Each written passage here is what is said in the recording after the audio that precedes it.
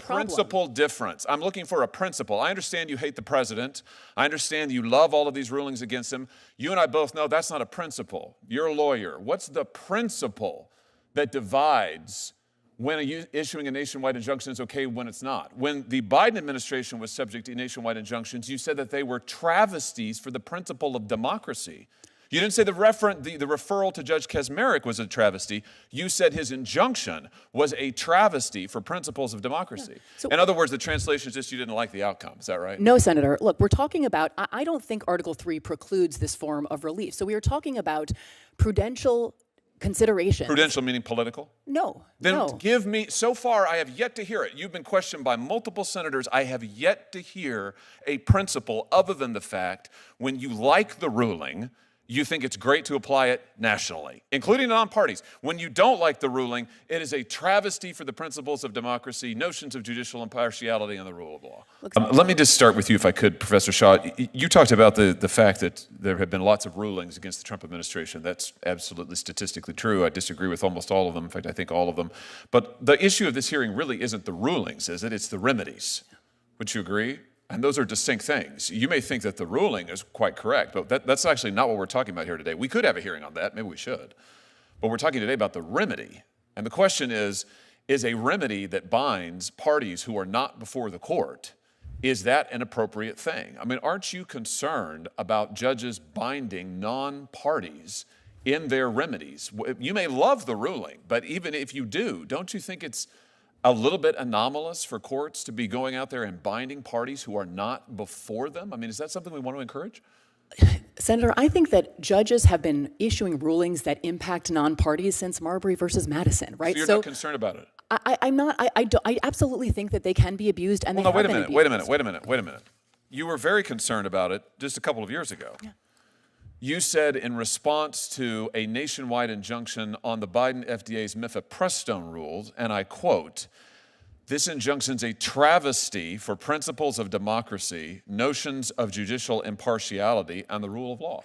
I think I've been consistent today. That was issued by Judge Kaczmarek in a single judge division. They're a problem. Those are a problem. With him personally? Wait, no. So your testimony is if it's issued by Judge Kaczmarek, it's bad? No, sir. It's personal? That is not my testimony. Is the problem with the injunction? You were criticizing the universal injunction issued by a judge in a single judge division. I've been very clear today that those are a problem. By a Republican judge in a Republican division, then it's bad. No, Senator. Otherwise, it's fine. No, Senator. I think that single judge divisions are a problem. What is the principle difference? I'm looking for a principle. I understand you hate the president. I understand you love all of these rulings against him. You and I both know that's not a principle. You're a lawyer. What's the principle that divides when issuing a nationwide injunction is okay when it's not? When the Biden administration was subject to nationwide injunctions, you said that they were travesties for the principle of democracy.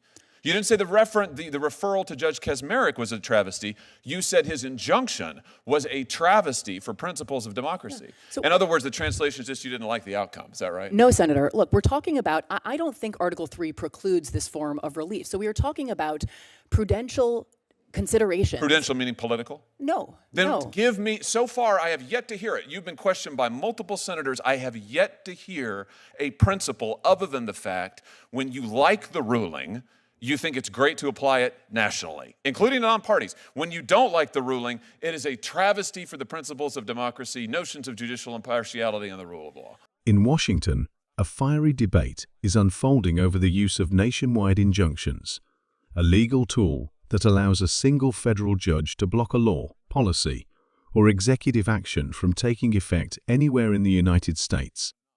At a recent Senate hearing, Senator Josh Hawley pressed Professor Shaw on this very issue.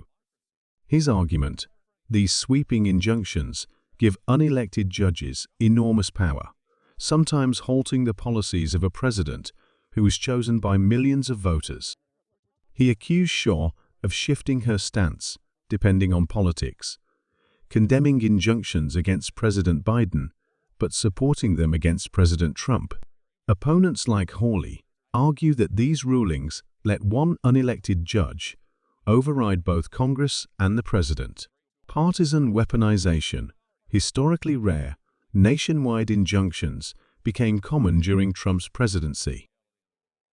Look, Senator, I'll say I think I am self-aware enough to know that my view of the underlying legal question, I am sure, colors my perception of the remedy. I think that we should all acknowledge that.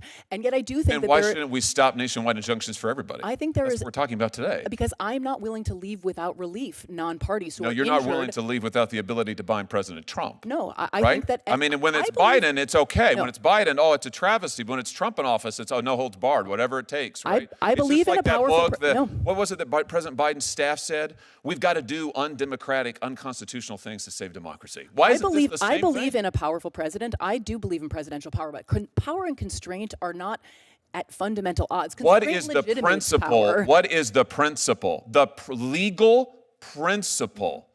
You've referenced prudence.